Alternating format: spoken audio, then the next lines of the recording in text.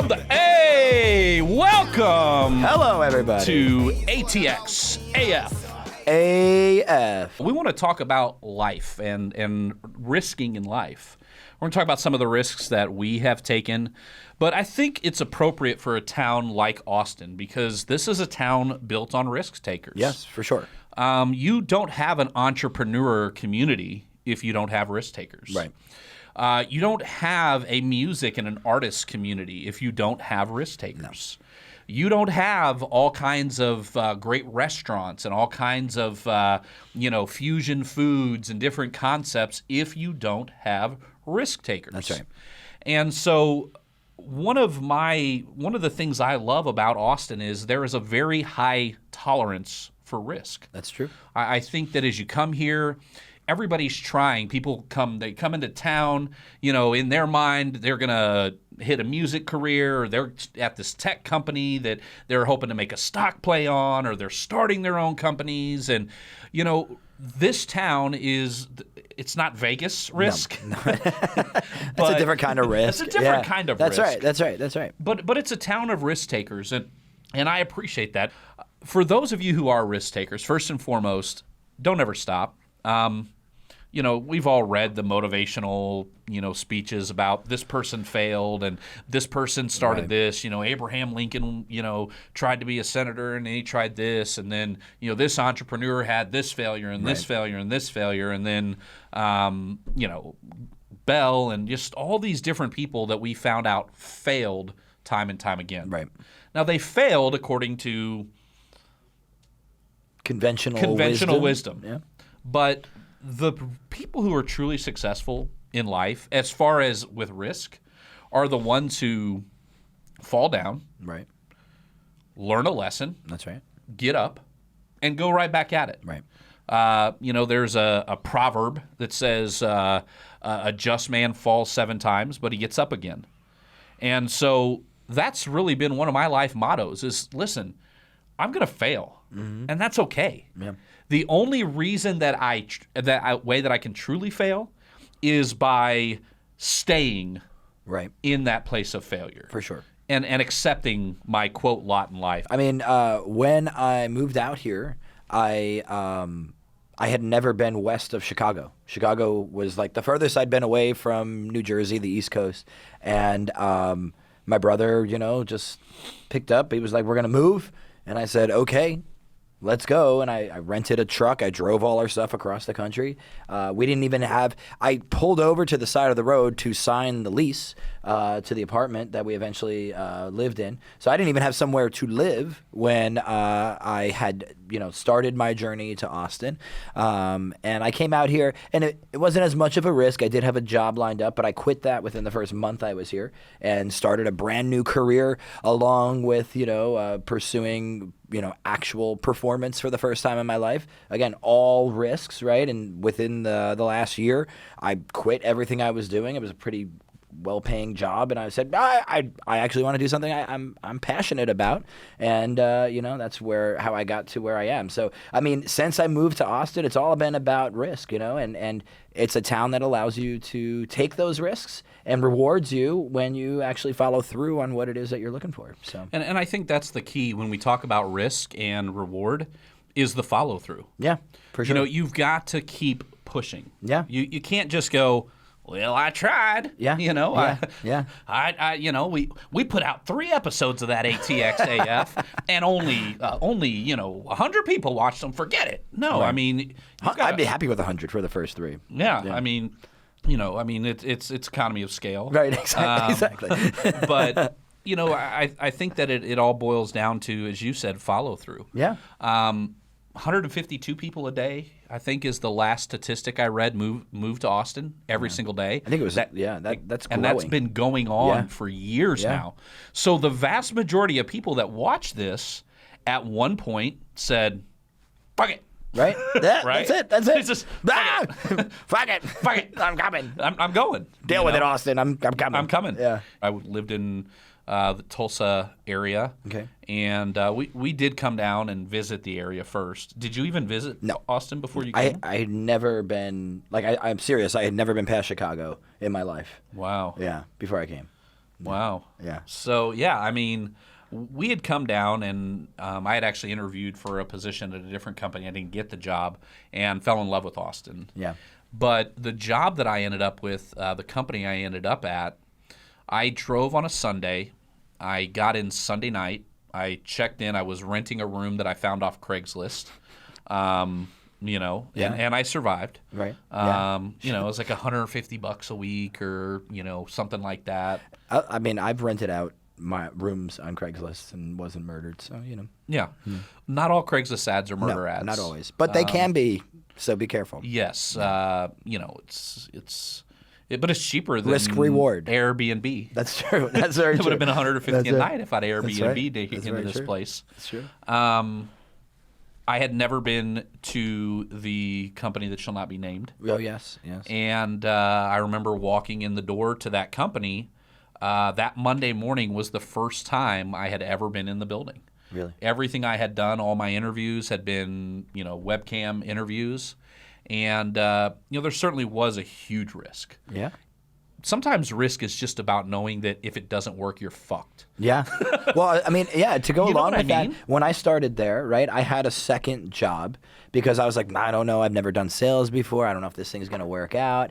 And after my first week, I'm sitting in the training room and I'm like, if I have something to fall back on, I'm not going to be successful. So I went to my other job, I quit. And so I had $9.62 an hour. I had just moved to this new place, and moving's expensive. And my brother wasn't working yet either. So it was like I was the breadwinner of the home, and so I had no choice but to go out and just figure out how to make the whole sales thing work. That's the Austin story now, in my opinion. Yeah.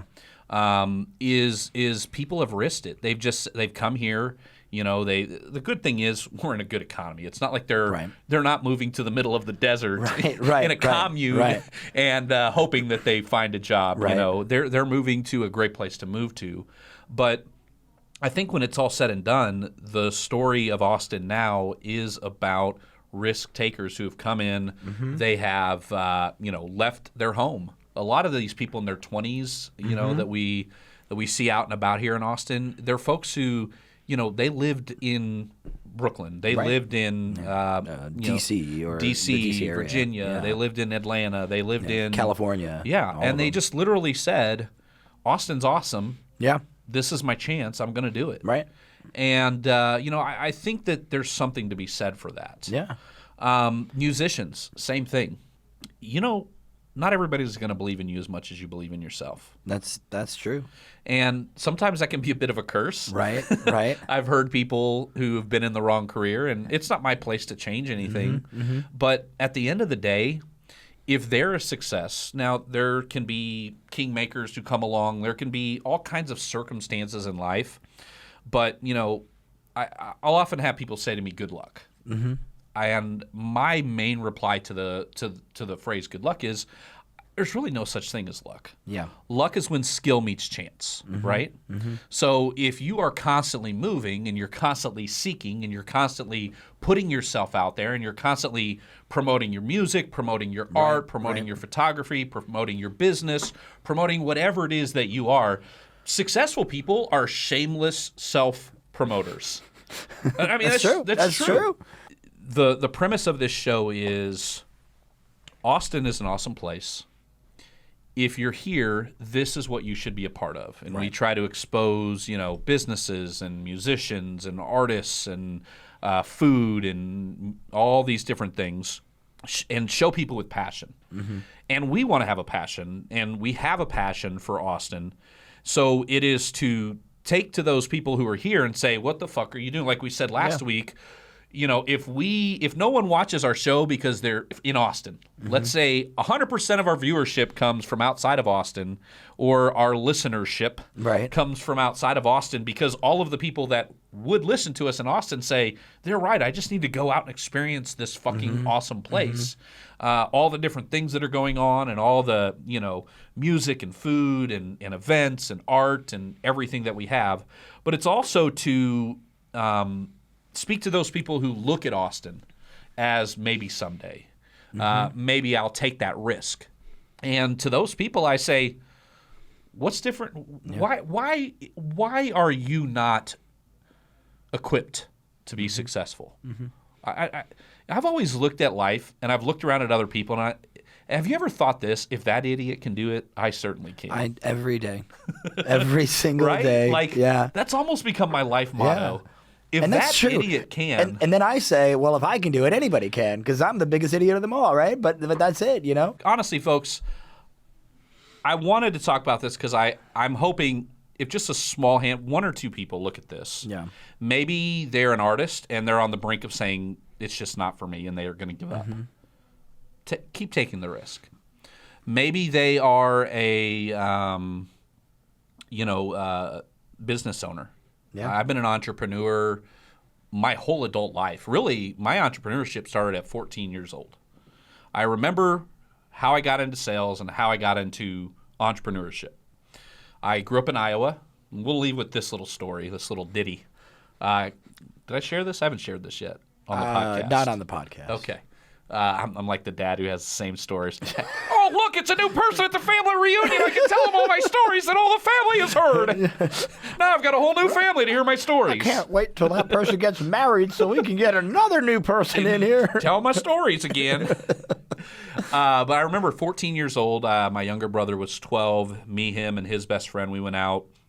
And it snowed, so we wanted to shovel walks because we learned if you shovel a walk, you can make like $10-$20 to shovel people's walks. So we get out there and we go to the first, we start knocking on doors and no, thank you. And my brother and his friend are behind me and they kind of get a little dejected. So I said, I'll just get this next one. So I go up, I knock on the door, and the old lady says, yeah, sure. And I, worked out the price with her. And, I said, well, how much, would you pay us to do this and this? And she said, well, you don't have to do the whole driveway because people pick me up. But if you can go down to the sidewalk and go to the road and I'll pay you $20. And I thought, that's great. And I said, can you give me 2 10s? Or I actually asked her for 10 and 2 5s. And she said, yeah. So I went, I put $10 in my pocket. I gave $5 to my brother. I gave $5 to my brother's best friend. And I said, hey, guys, I'm going to go get that next house. And you guys shovel the walk. And they were like, well, how come you get half the money? And I said, do you want to knock on the door? And they said, well, no. And I said, that's why I get half the money.